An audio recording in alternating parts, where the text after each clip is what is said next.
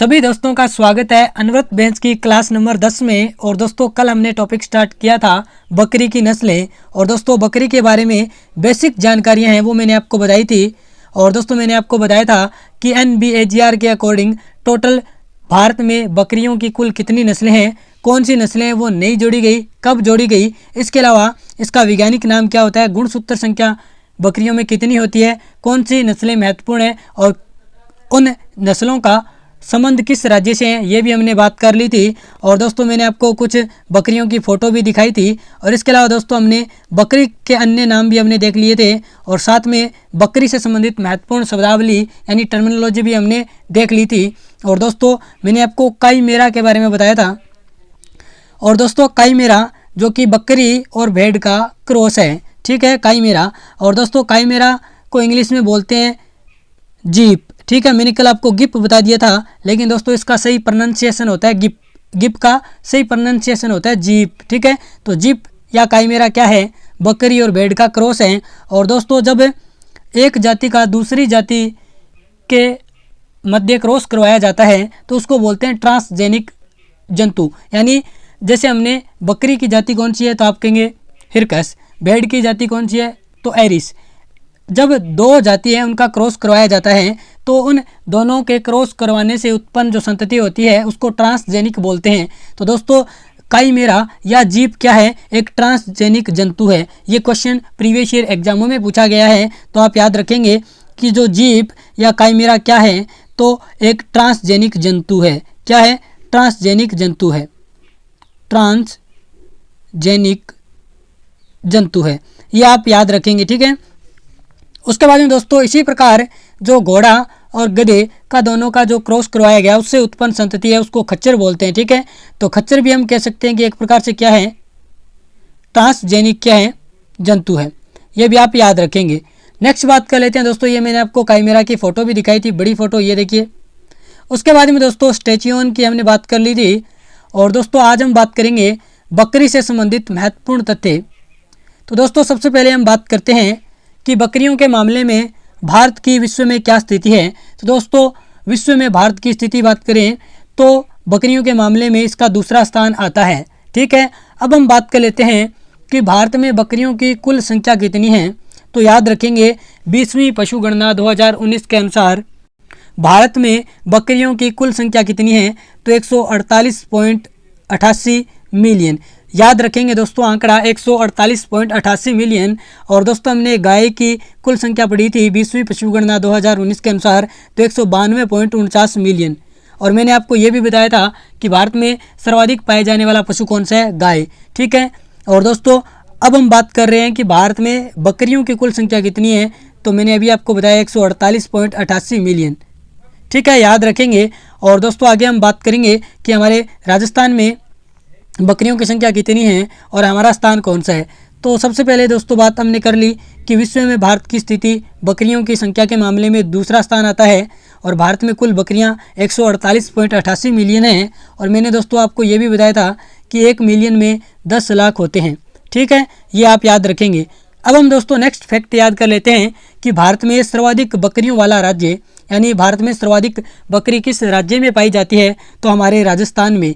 हमारे राजस्थान में दोस्तों भारत में सर्वाधिक बकरियां वो पाई जाती है। और बात करें टोटल भारत में अगर 100% बकरियां हैं वो पाई जाती है तो हमारे राजस्थान में इस 100% की 13.99 यानी लगभग आपको आंकड़ा मिलेगा 14% जो बकरियां हैं वो हमारे राजस्थान में पाई जाती है। यानी भारत में अगर 100 बकरियां पाई जाती है तो 14 बकरियां हैं राजस्थान में पाई जाएगी, ठीक है। यानी भारत में 148.88 मिलियन बकरियां हैं वो पाई जाती है 20वीं पशुगणना 2019 के अनुसार।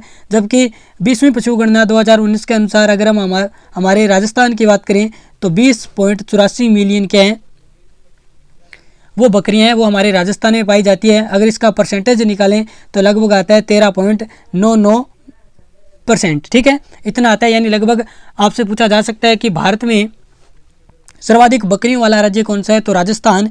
और भारत में कुल बकरियों का कितना परसेंट राजस्थान में पाया जाता है तो 14%, ठीक है, आप याद रखेंगे लगभग, ठीक है। एग्जैक्ट आंकड़ा याद रखें तो 13.99%, ठीक है। उसके बाद में बात करते हैं दोस्तों कि अग्रणी राज्य की बात कर लेते हैं। तो दोस्तों सर्वाधिक बकरी वाला जो राज्य है हमारे भारत में तो राजस्थान, उसके बाद में पश्चिम बंगाल, यूपी तीसरे नंबर पे, दूसरे नंबर पे पश्चिम बंगाल है। ठीक है, याद रखेंगे। और दोस्तों बात कर लेते हैं कि 20वीं जो पशु गणना हुई 2019 में, इसके अनुसार राजस्थान में बकरियों की संख्या कितनी है, तो दोस्तों 20.84।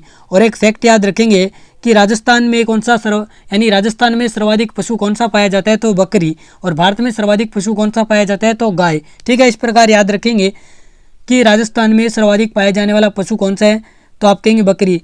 और दोस्तों आप सभी को पता होगा कि हमारे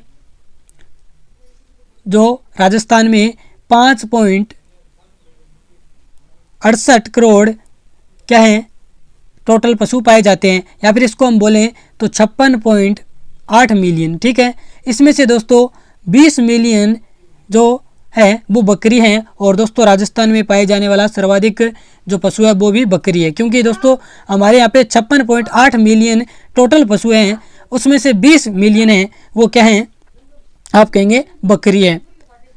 और दोस्तों यहाँ पे हम बात कर लेते हैं कि राजस्थान में बकरियों की संख्या मैंने आपको अभी बताया 20.84 है, लेकिन दोस्तों 19वीं पशु गणना 2012 की तुलना करें तो हमारे यहाँ पे 21.6 मिलियन क्या थी, बकरियाँ थी। इसका मतलब दोस्तों 2012 और 2019 की तुलना करें तो काफ़ी बकरियाँ हैं उनकी संख्या कम हुई है, यानी काफ़ी बकरियाँ वो कम हो चुकी हैं। पहले कितनी थी 21.6 मिलियन, वर्तमान में अगर हम बात करें तो 20.84 मिलियन। कमी कितनी की आई, तो याद रखेंगे 3.81% की, 3.81% की कमी दर्ज की गई है 19वीं पशु गणना की तुलना में। ठीक है, यानी 19वीं पशु गणना में ज़्यादा थी, 20वीं पशु गणना में कम हुई, तो कमी हो गई 3.81% की, याद रखेंगे।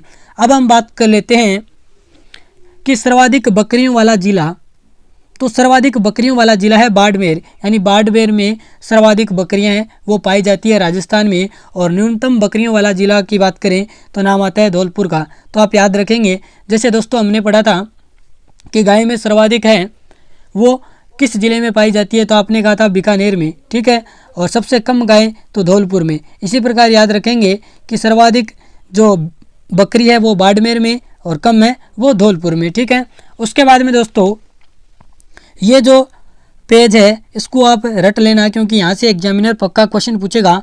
और जो आपका सिलेबस है उसमें भी मेंशन किया गया है पशु गणना, यानी भारत और राजस्थान की पशु गणना। मुख्य रूप से अगर हम बात करें तो राजस्थान की पशु गणना है, उसके आंकड़े आपको याद होने चाहिए, यहाँ से पक्का क्वेश्चन आएगा। ठीक है, ये क्वेश्चन आ सकता है कि राजस्थान में बकरियों की संख्या, क्योंकि दोस्तों सर्वाधिक है 20.84 मिलियन, याद रखेंगे।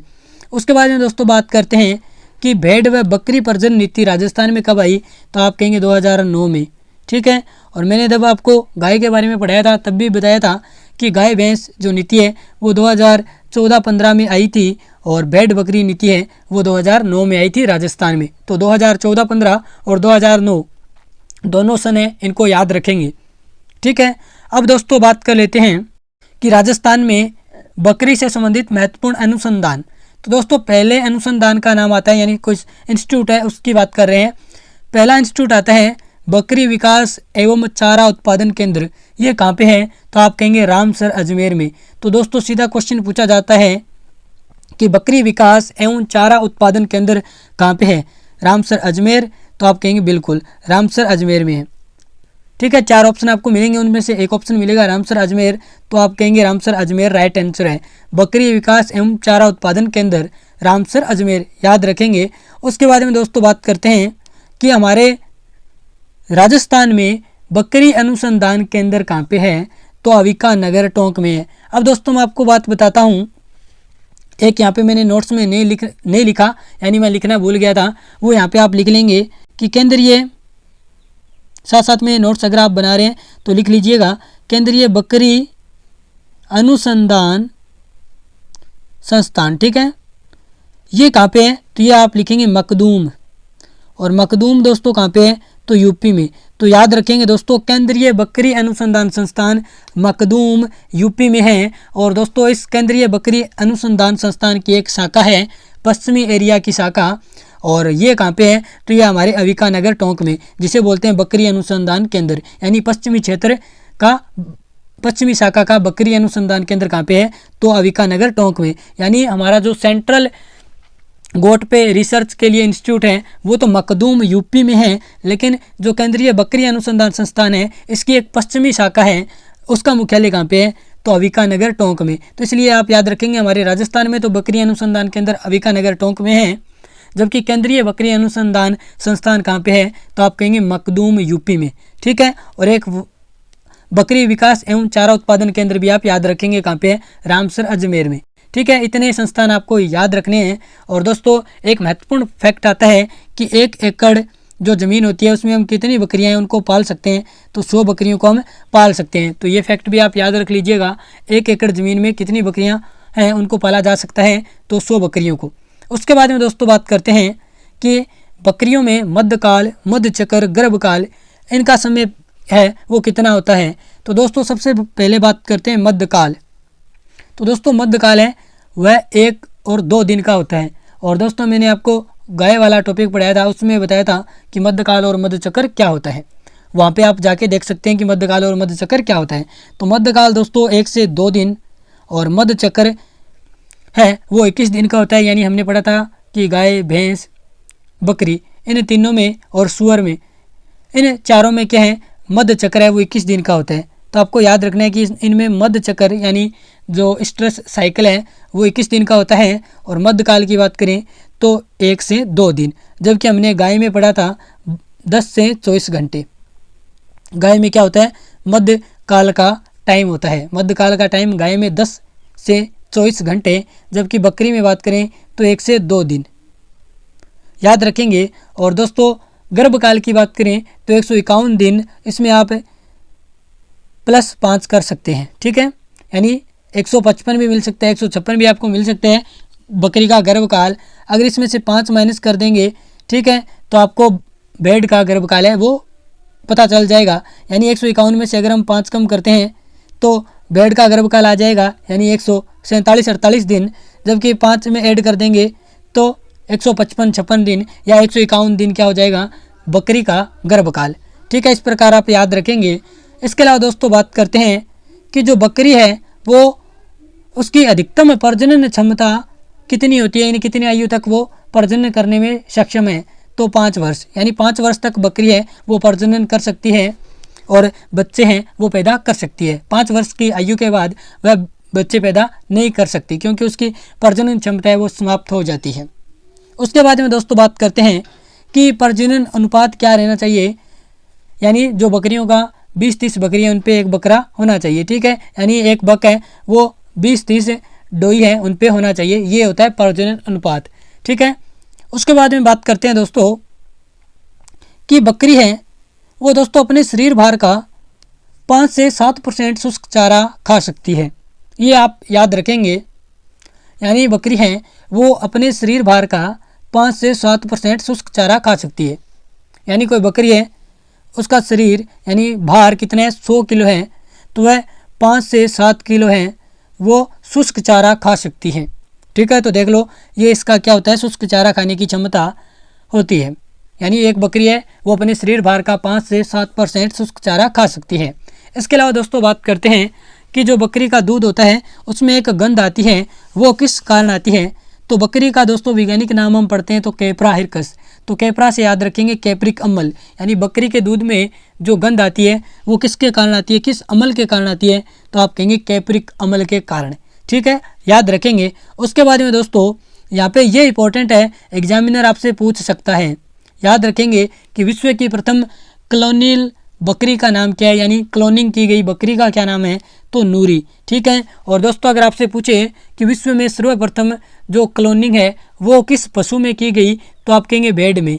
और दोस्तों प्रथम क्लोन किस पशु का तैयार किया गया? भेड़ का, और इसका नाम क्या था? डॉली। ठीक है, जब हम भेड़ पढ़ेंगे तो उसमें मैं आपको बताऊंगा कि जो विश्व में सर्वप्रथम किस पशु की क्लोनिंग की गई, तो भेड़ की, और जो ये प्रथम क्लोनिंग की गई उसके तहत जो भेड़ उत्पन्न हुई उसका क्या नाम रखा गया? तो डॉली। ठीक है, तो विश्व की प्रथम क्लोन आपसे पूछे तो भेड़, और कौन सी? डॉली। जबकि बात करें विश्व की प्रथम क्लोनिल बकरी का क्या नाम है? तो नूरी। ठीक है, तो यहाँ पे मैं आपको नूरी की फ़ोटो दिखा देता हूँ। ये देखिए दोस्तों, वर्ल्ड फर्स्ट क्लोन्ड पश्मीना गोट, ठीक है, जिसका नाम है नूरी।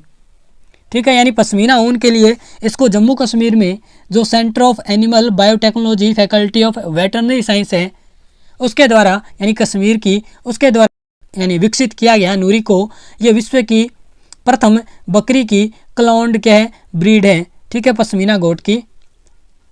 उसके बाद में दोस्तों ये देखिए बड़ी फोटो आपको नज़र आ रही है, ये देखिए जब ये नूरी छोटी थी तो उसमें ऐसी दिख रही थी, बड़ी होने के बाद ऐसी। और दोस्तों ये आपकी विश्व की प्रथम क्लोन्ड पश्मीना गोट है जिसका नाम क्या है, नूरी।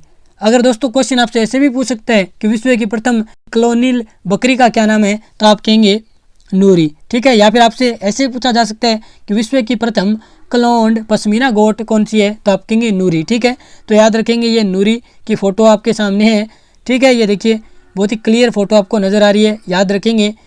और दोस्तों विश्व में सर्वप्रथम जो क्लोनिंग है वो किस पशु में की गई, तो भेड़ में। और दोस्तों भेड़ का क्लोन जो तैयार किया गया उसमें कौन सी भेड़ तैयार की गई, तो आप कहेंगे डोली, ठीक है। इसी प्रकार दोस्तों बकरी यानी विश्व की प्रथम जो क्लोन्ड बकरी है उसका नाम है नूरी, ये भी आप याद रखेंगे। और दोस्तों एक फैक्ट और याद रखेंगे कि बकरी की जो त्वचा होती है, स्किन होती है, उसको बोलते हैं लेदर। और इसको दोस्तों किस नाम से जाना जाता है, तो मोरक्को लेदर, यानी बकरी की जो चमड़ा है उससे जो लेदर बनती है यानी चमड़े की लेदर बनती है, तो उसको किस नाम से जाना जाता है, तो आप कहेंगे मोरक्को लेदर के नाम से जाना जाता है। तो दोस्तों आपसे पूछा जा सकता है कि मोरक्को लेदर है वो किस पशु की खाल से निर्मित होती है, तो आप कहेंगे या किस मोरक्को लेदर क्या है, तो बकरी की दोस्तों त्वचा या खाल, बकरी की त्वचा या खाल क्या है, मोरक्को लेदर बोलते हैं इसको, ये भी आप याद रखेंगे।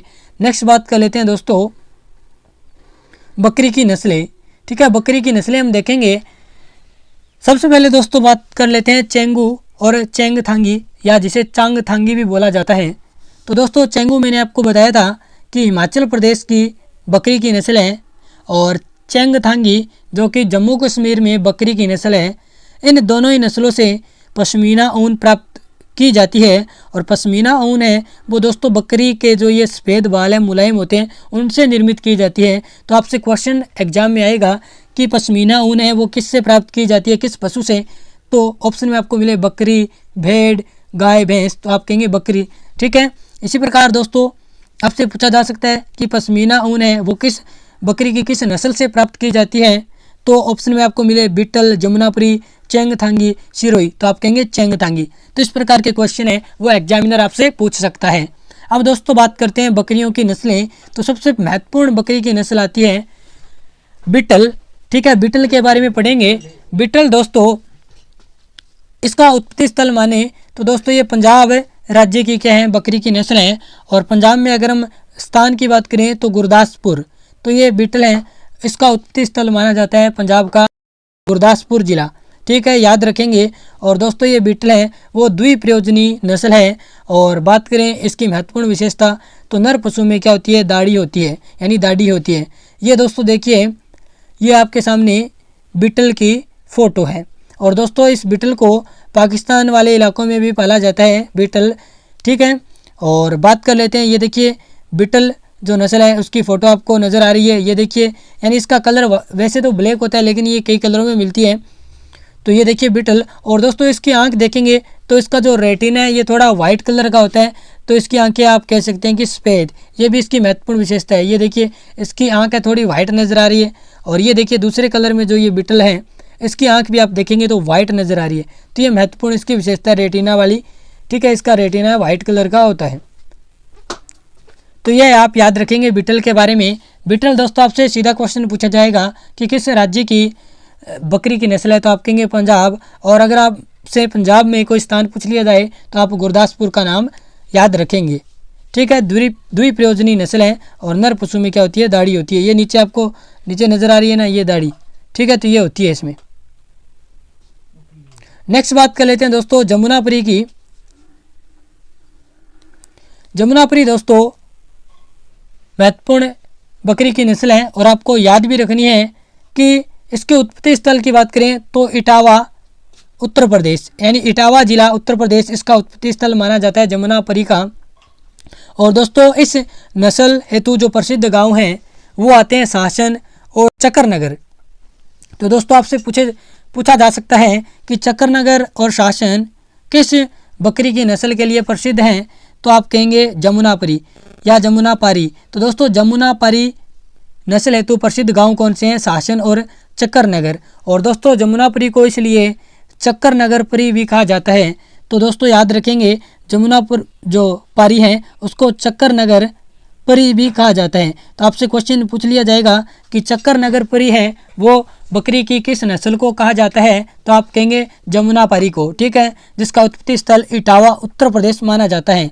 और इसके अलावा दोस्तों बात करें तो ये द्विप्रयोजनी नस्ल है और बकरियों में सबसे भारी नस्ल है, ठीक है। इसका जो नर होता है वो 90 kg, मादा है वो 60 kg। याद रखेंगे बकरियों में सबसे भारी नस्ल कौन सी है, तो आप कहेंगे जमुनापारी। जमुनापरी या जमुनापारी बकरियों में सबसे भारी नस्ल है, याद रखेंगे। और दोस्तों इसको मैजिक गोट या फिर जादुई बकरी कहा जाता है। इसके अलावा दोस्तों इसकी एक महत्वपूर्ण विशेषता है, ये तो सीधा सीधा आप याद रखेंगे जादुई बकरी या मैजिक गोट। ये क्वेश्चन एग्जामिनर सीधा सीधा आपसे पूछ सकता है कि जादुई बकरी के नाम से किसे जाना जाता है, तो आप याद रखेंगे जमुनापारी को, ठीक है।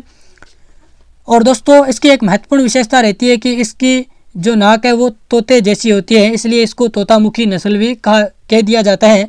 और दोस्तों इसकी नाक है वो थोड़ी ऊपर उठी हुई आपको नज़र आती है, तो उसको बोलते हैं रोमन नाक। यानी रोमन नाक का मतलब नाक है वो थोड़ी सी ऊपर उठी हुई होती है, उसको बोलते हैं रोमन नाक, ठीक है। और इसके अलावा दोस्तों इसके कान है वो लटके हुए आपको मिलेंगे, यानी जैसे घड़ी का पेंडुलम है उस जैसे कान है वो आपको मिलेंगे, ठीक है। मैं आपको जमुनापरी के बारे में एक महत्वपूर्ण विशेषता बता दूं। ये दोस्तों जो आपको नज़र आ रही है ये है जमुनापरी या जमुनापारी जो बकरी की नस्ल है। इटावा उत्तर प्रदेश इसका उत्पत्ति स्थल माना जाता है। और दोस्तों इस नस्ल के लिए प्रसिद्ध गांव हैं वो चक्करनगर और शासन गांव है। और दोस्तों ये देखिए ये है इसकी नाक जो कि तोते जैसी लगती है और साथ में ऊपर उठी हुई है, तो इसको रोमन नाक बोल दिया जाता है, ठीक है। ये दोस्तों जमुनापारी नस्ल की मादा है और इसकी नाक आपको नज़र आ रही है कि कैसी होती है, रोमन नाक होती है, तोते जैसी होती है, तो इसको तोतामुखी नस्ल भी कह दिया जाता है। और कान दोस्तों इसके देखिए लंबे लटक रहे हैं घड़ी के पेंडुलम जैसे, तो कान लंबे लटके हुए घड़ी के पेंडुलम जैसे किस बकरी की नस्ल की विशेषता है, तो जमुनापारी की। और साथ में आपसे क्या पूछा जाए कि पिछले टांगों पे घने बाल किस बकरी की विशेषता है, तो जमुनापरी जो नस्ल है उसकी विशेषता है, यानी इसकी पिछली टांगों पे घने बाल होते हैं, ये आपको नज़र आ रहे हैं, ठीक है। तो ये इसकी विशेषता होती है और ये दोस्तों वाइट कलर में ज़्यादातर मिलती है। इसके अलावा इसके और कलर भी मिलते हैं, लेकिन ज़्यादातर ये वाइट कलर की ही होती है। और दोस्तों याद रखेंगे यहाँ पे मैंने लिख भी रखा है कि इसे जादुई बकरी कहते हैं। और साथ में इसके जो कान है वो लटके हुए घड़ी के पेंडुलम जैसे होते हैं। और साथ में यहाँ पे मैंने आपको विशेषता बताई एक और कि पिछली टांगों पर घने बाल। और दोस्तों ये देखिएगा ये है आप जमुनापारी नस्ल का नर पशु, ये देखिए ऐसा नज़र आता है और इसके पिछले टांगों पे भी आपको घने बाल नज़र आ रहे हैं। और इसकी नाक अगर मैं आपको बताऊं तो यहाँ पे जूम करके देखेंगे, यानी एक बड़ी फ़ोटो मेरे पास है, तो ये देखिए नाक है वो ऊपर उठी हुई है, तो इसको बोलते हैं रोमन नाक। और साथ में तोते जैसी नाक है वो नज़र आती है। और दोस्तों ये देखिए जो जमुनापारी नस्ल में कलर हैं वो भी आपको नज़र आ रहा है, अलग कलर है, ठीक है। यानी ये ज़्यादातर वाइट कलर की होती है, इसके अलावा अन्य कलर भी मिलता है, जैसे ये आपको भूरा कलर है वो नज़र आ रहे हैं। तो आप जमुनापरी के बारे में विशेषता याद रखेंगे कि पिछली टांगों पर घने बाल होते हैं, कान लंबे होते हैं और लटके हुए होते हैं घड़ी के पेंडुलम जैसे, साथ में पिछली टांगों पर घने बाल, साथ में इसको मैजिक गोट भी कह दिया जाता है। इंपॉर्टेंट विशेषता है इसकी कि किस बकरी को जादुई बकरी या मैजिक गोट कहते हैं, तो जमुनापारी को। और साथ में एक महत्वपूर्ण विशेषता कि सबसे भारी नस्ल बकरियों में कौन सी है, तो जमुनापारी। का जो नर होता है वो 90 किलो का होता है, जबकि मादा है वो 80 किलो की यानी 60 किलो की होती है। अब हम दोस्तों बात कर लेते हैं ब्लैक बंगाल का, यानी जो ब्लैक बंगाल या बंगाल जो कि बकरी की नस्ल है, इसकी एक महत्वपूर्ण विशेषता याद रखेंगे कि भारत में सर्वोत्तम मांस वाली बकरी की नस्ल कौन सी है, यानी उच्च क्वालिटी का मांस है वो किस बकरी की नस्ल से प्राप्त होता है, तो आप कहेंगे ब्लैक बंगाल, जो कि पश्चिम बंगाल राज्य की बकरी की नस्ल है। इससे भारत में उच्च क्वालिटी का सर्वोत्तम मांस है वो प्राप्त किया जाता है। और दोस्तों कल हम पढ़ेंगे राजस्थान में बकरियों की प्रमुख नस्लें। और दोस्तों मैं आपको ब्लैक बंगाल जो बकरी है उसकी फ़ोटो दिखा देता हूँ। ये देखिए ये है ब्लैक बंगाल, यानी वाइट कलर की होती है, और मुंह आप देखेंगे इसका थोड़ा वाइट कलर का होता है, लेकिन ये पूरी एकदम ब्लैक कलर की बकरी होती है। आगे एक फ़ोटो दिखा दूँ, ये देखिए, ये क्लियर एकदम मतलब आप कह सकते हैं कि शुद्ध ब्रीड है, शुद्ध नस्ल है ब्लैक बंगाल, जिसकी फ़ोटो है ये, यानी पश्चिम बंगाल की ब्लैक बंगाल के हैं ये आपकी नस्ल है। और दोस्तों भारत में अच्छी क्वालिटी का यानी सर्वोत्तम किस्म का मांस है इससे प्राप्त किया जाता है। यह आपकी जो ब्लैक बंगाल बकरी है उसकी फ़ोटो है। और दोस्तों इसके अलावा कल हम बात करेंगे कि राजस्थान में बकरियों की प्रमुख नस्लें, ठीक है, मारवाड़ी, सिरोही, बर्बरी, जखराना, ये सारी हम बात करेंगे। और मारवाड़ी, ठीक है, ये आपके पास सामने फ़ोटो आ गई, ये सारी ये देखिए, ये आपकी बारबरी बकरी है, ये जखराना बकरी है। तो सारी बातें हम करने वाले हैं और साथ में हम बकरियों की विदेशी नस्लें भी बात देखेंगे। तो ये था आज का हमारा वीडियो। और आज की ये क्लास आपको कैसी लगी आप कमेंट बॉक्स में बताइएगा। अगर आपको ये क्लास अच्छी लगी है तो अपने दोस्तों के साथ शेयर कर दीजिएगा। अगर आप चैनल पे नए हैं तो हमारे चैनल उत्कर्ष स्टडी को सब्सक्राइब कर लीजिएगा। तो दोस्तों धन्यवाद, मिलते हैं नेक्स्ट क्लास में।